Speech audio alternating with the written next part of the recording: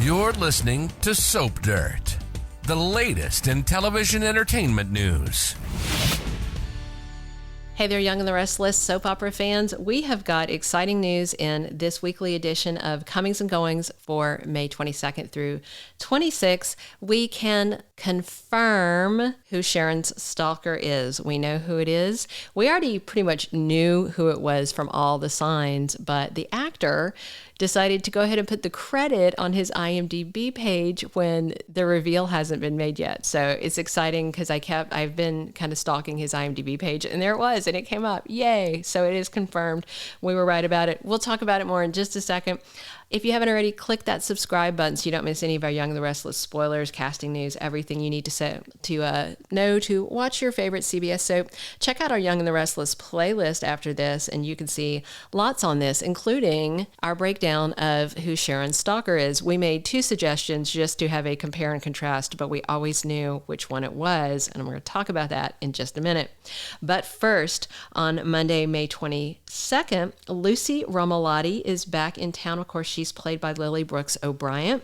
Lucy has flown internationally to see her dad, Daniel Ramalotti, and Daniel's pulling no punches. Right away, he tells Lucy, by the way, your grandma Phyllis Summers is alive and lied and created this sinister plot to set up Diane Jenkins. Like, he's not even trying to cushion the blow in these scenes coming on Monday. He just sells out her grandma P, and really, though, who can blame her? And what's interesting is we still don't know exactly what Daniel did to screw up his relationship with Heather Stevens, but what we do know is that it was bad enough to ruin their relationship. So he does talk about it a little, but they keep hedging around it. I don't think they've told the full story yet. But the bottom line, Lucy is back, and already she knows that she doesn't need to be mourning her grandma.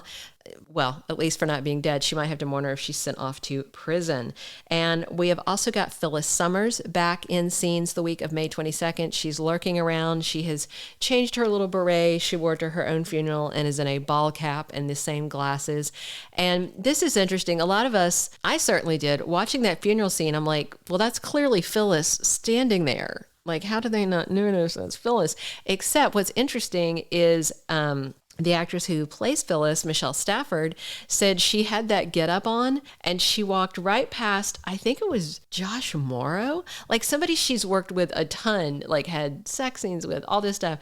I'm pretty sure it was Josh, walked right by her, just smiled and was just like, sup, just like she was just any rando extra on the set. And she said she couldn't believe he didn't recognize her. She said she walked around and a lot of people didn't.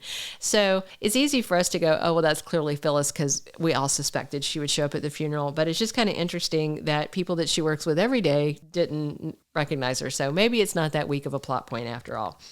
So the big reveal. We know this storyline is coming from May sweeps that have been leaking for a while, that Sharon Newman is going to get a front burner storyline of her own finally.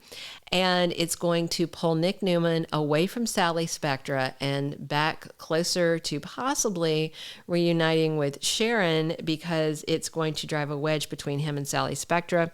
You remember he recently and finally told her that he loves her. He's just been betting her, and he's been supportive and stuff, but he told his son Noah Newman that, you know, he wasn't at any kind of stage where he would be in love with her.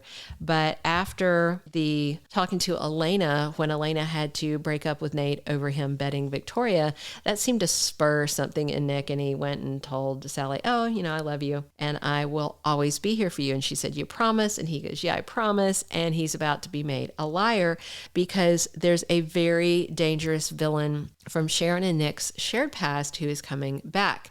When we did a video on this, and you can check it out in our playlist, we speculated that it might be Matt Clark, last played by Rick Hurst, but we didn't really think it was him for a couple of reasons. First, he's dead, presumably, but dead doesn't mean a lot on a soap opera. You know, they just brought Diane back. But we more introduced him just as a what if, because he's one of the worst people from Sharon's past and that had a lot of overlap with Nick. But no, it is Cameron Kirsten played by Linden Ashby. And this is really exciting. He wasn't on for that long, okay? He was back in the early 2000s, and it was a really compelling thing. He had a total of like 55 episodes. He tormented Sharon. He was obsessed with Sharon, and he had attacked her and done all this stuff to her. And so the bottle of champagne that she was sent recently, and you could see somebody watching her. What's interesting is the very first credit that Linden Ashby lists on his IMDb page as his return as Cameron is May 18th. And on May 18th, that was when somebody was watching her as she got that bottle of champers. And there's, in the Young the Restless promo, we did a video on that. You can check it out on the playlist. Nick notices this red splotch, and she's like, oh, is that paint? And he's like, I think it's blood. I would be willing to bet you that is the exact bottle of champagne that Sharon used to knock Cameron upside his full head when he was terrorizing her, and then she dumped his body in the dumpster, left him for dead, and he was not dead. Instead, he decided to kill Frank Barrett, who was Sharon's high school boyfriend, her pre-Nick high school boyfriend when she was 16, and had got pregnant and given birth to twins Mariah and Cassie. So he killed Frank and put Frank's body, set it up so that it would implicate Sharon in the murder. And then sure enough, she was charged. And then Cameron offered to get her out of the country on his private jet. Nick stowed away on the jet. Then there was a big fight on the plane. And they all three ended up going out of the plane, and a parachute landed in a cornfield. And then the cops came for Cameron. So last we saw him, he was being hauled off by the police, and he was spitting mad and vowing revenge. And then, 20 years later, he's coming back for it. And if you didn't know this, we mentioned this in our post where we were speculating which of the two terrors from her past we thought it would be. But another reason that we felt strongly, before Linden Ashby himself confirmed it, the other reason we felt strongly about him coming back is because his wife is Susan Walters, who plays Diane Jenkins. They just celebrated 37 years of marriage last month. They are head over heels in love. And so now they're going to get to work together for a while on Young and the Restless. The second credit for this go-round as Cameron for Linden Ashby is on May 23rd, which is Tuesday on the U.S. episode. There are no particular spoilers pointing to it, and I do wonder if we're actually going to see a glimpse of him this time, or if it's just going to be more of somebody's POV looking at Sharon from that stalker perspective.